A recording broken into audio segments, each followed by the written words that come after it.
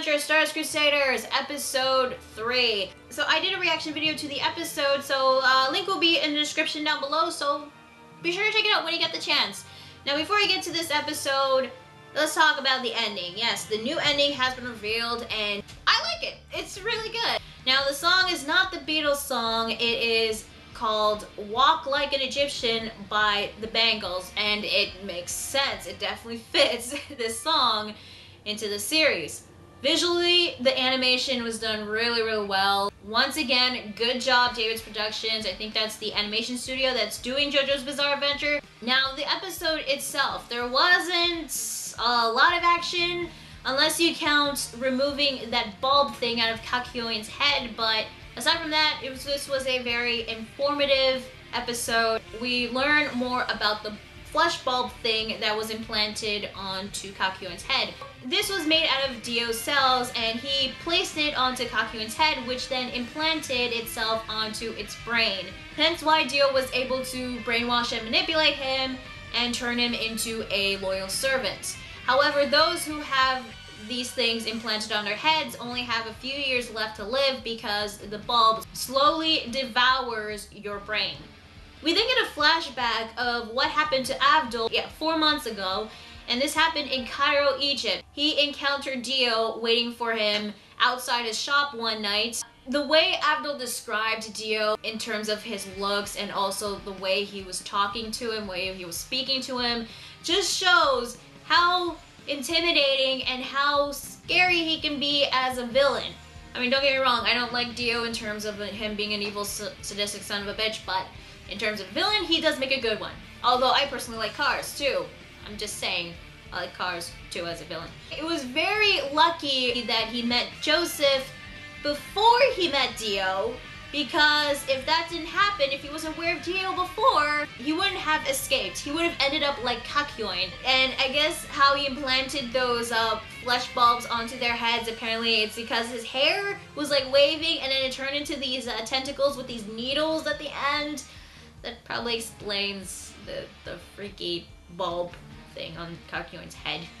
I don't know. Well, anyway, Abdul escaped. He didn't want to fight him because who knows what would have happened if he fought him, so that was a smart move on his part. He jumped out of the nearest window and he ran away.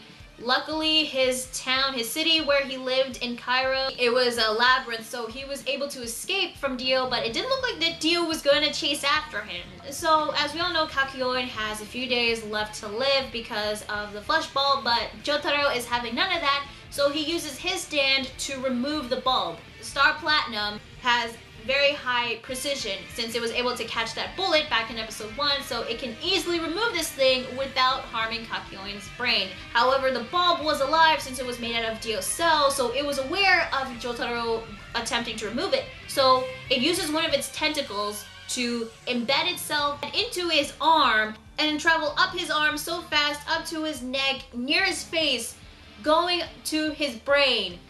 So Jotaro was taking a huge risk out of this because if that tentacle ended up into his brain would either have been destroyed or he would have ended up like Kakyoin, being a loyal brainwashed servant. And yet despite that, he was completely calm. And luckily he was able to remove the bulb and remove the tentacle from his arm and just rip the tentacles out of the bulb, and Joseph finished it off with a Hamon overdrive.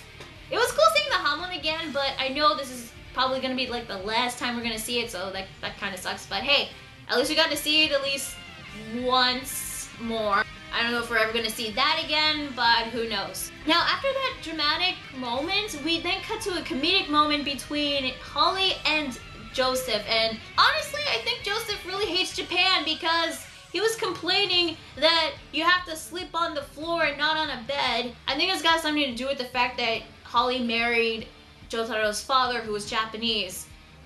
I mean, don't get me wrong, I like Joseph, he's funny, he's cool, he's one of my favorite JoJos, but he really has to lighten up with the Japanese customs here. I mean, come on, really. And then we got this other comedic moment with them arguing over Holly's name, because Holly in Japanese is Seinaru, and her friends in Japan call her Seiko, so she was asking Joseph to call her Seiko from now on. It's so funny, like in like the beginning of the episode, it was all serious and dramatic, and then in like the next scene, it was all funny and comedic. Joseph really cracked me up, but it was kind of funny. I really did laugh at that scene. I don't know why it was funny. It was to me, especially how Joseph was acting. Now, in the next day, it looked like everything was all normal. However, Holly was nowhere to be seen. So Abdul was walking by, he noticed a spoon on the ground. He looks into the kitchen and there's all this kitchenware all over the floor. The refrigerator was open, and when the refrigerator door moved, he sees a hand, and it was Holly passed out on the floor. She had a fever, and he saw something behind her back, and it was these thorns with berries on them, and it was her stand. I freaking knew it! I knew it! Holly was gonna get a stand too. But the weird thing is, this stand, according to Abdul, was causing her this fever, was actually hurting her. Which is weird because Jotaro and Joseph had their stands and they weren't harmed at all. Well, according to Abdul, stands are controlled by a person's mental strength and move with their fighting instincts. Holly doesn't have those fighting instincts. She's very gentle, she's kind, she's nice, she's peaceful. And because of that personality, it's not enough to fully control this stand of hers, and the stand is hurting her because she doesn't have that fighting spirit. Which kind of sucks, really. I mean, I really felt bad for Holly. This stand, all thanks to Dio's awakening, is actually killing her. And it kind of sucks that you have to have a fighting spirit to fully control your stand, otherwise your stand is going to kill you. So there was actually a way to save Holly, and that is to find Dio and kill him. Okay, that didn't really make sense to me at first. So after like rewatching the episode again, it kind of did make sense because Dio's awakening triggered their stands to be awakened in the Joestar bloodline since he possessed Jonathan's body. He took over it. And Dio possessing Jonathan's body was the source of their connection. So if you destroy the source, she would be free from Dio's curse. But what I didn't understand is, if Dio was killed and Holly's stand was gone, what would happen to Star Platinum and Hermit Purple?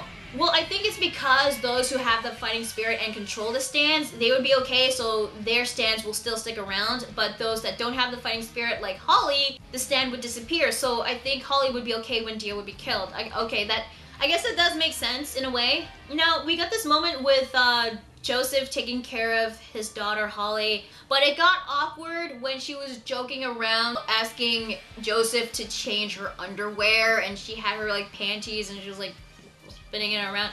That was awkward, especially when he was blushing. Now, since Jotaro, Joseph, and Abdul are planning to find Dio, they still have to find out where he is. Even with all these spirit photos that Joseph has taken, there was nothing on the photo to see where he was hiding because it was all in a dark background.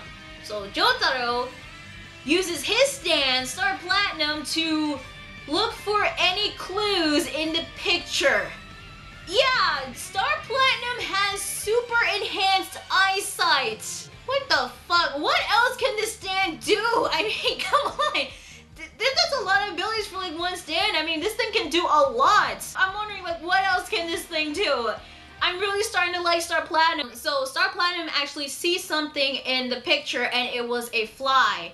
Abdul actually recognized the fly, which I'm surprised that he could recognize what kind of fly it was, and it turns out this was a fly from Egypt. So this whole time, Dio was in Egypt, so they're gonna go to Egypt to find him and kill him.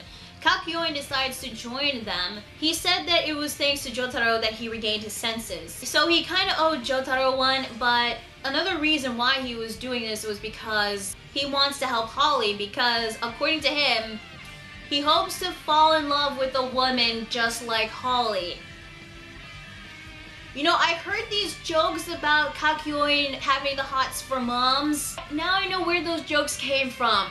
So before they leave to Egypt, Joseph has left a couple of people from the Speedwagon Foundation to take care of Holly. They have 50 days, by the way, to save Holly before she dies. Now, according to Abdul, this case happened to other people as well. First stage is the fever. The second stage is the coma. And the third stage, death. Jotaro, Joseph, Abdul, and Kakyoin are gonna go to Egypt to find Dio and kill him. But first, before they leave, the episode had to end with them doing a pose, and I thought it was kind of funny and kind of cool at the same time. It's just like, let's go to Egypt, but first, let's do an epic pose before we leave. It was funny. Now, after like the ending, we actually got this special scene with the group taking an airplane to Egypt. Meanwhile, Dio... Okay, can somebody explain to me how the hell he has Hermit Purple? Because seriously, that thing was Hermit Purple. It was the same thorny vines, the same color, and he was also able to take spirit photos. I know that Dio has a stand of its own, but that can't be its stand. I don't think it is. I mean, does Dio have 2 stands? Can people have 2 stands, really? Unless this isn't really Dio's stand. I think this is Jonathan's stand. I mean, he did possess Jonathan's body, and Joseph's stand, Hermit Purple, is similar to that stand. So maybe Joseph inherited that stand from Jonathan's body, meaning that that stand that Dio used to take the spirit photos is Jonathan's stand. So does this mean Jonathan had a stand this whole time? Because if that were the case, it would have came in handy against his fight against Dio, against fighting all those vampires back in Phantom Blood. It's just, I don't know if it's even possible if one person can have more than one stand, but apparently Dio has more than one stand, apparently. It was like, what the hell? So anyway, the photo he took was of Jotaro and Joseph inside the plane, and he's now aware that they are coming after him. Joseph telling Jotaro to keep his guard up because the next stand user they might fight might be in the plane. And we get to see this this beetle flying inside the plane. So yeah, another fight with another stand user is gonna come out next week's episode, and it looks like that this beetle thing, according to the preview by the way, is a stand. Who is a stand user? I don't really know, but I'm looking forward to seeing the next fight. Also, in the preview, they meet Polnareff. Polnareff is gonna show up next week, so I can't wait to see that. And I know he's gonna join the group, but I wonder like what events led to Polnareff joining the group. So that I'm looking forward to seeing. So overall, I thought this episode was really good. There wasn't any action, well, not a lot of it. This was a very informative episode. We actually learned a couple things about the stands and the side effects of those that awaken them. There were some funny moments, mostly between Holly and Joseph. However, there were moments where things were really dramatic, and I thought that was done really well because of the animation and because of the music and the tension. We're finally going to see their journey to get to Dio in Egypt, and I'm looking forward to it because I heard some really cool fights are going to come up later on.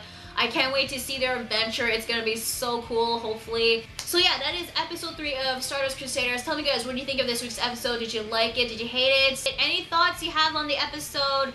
Let me know in the comments down below. Be sure to like the video if you like it and subscribe to more videos. If you want to check out the episode yourself, it is now out on Crunchyroll, so I will leave a link to the Crunchyroll site down below on the description. So yeah, that was episode 3 of Stardust Crusaders. I'm Lunar Sprout 27, and I will see you guys later. Bye.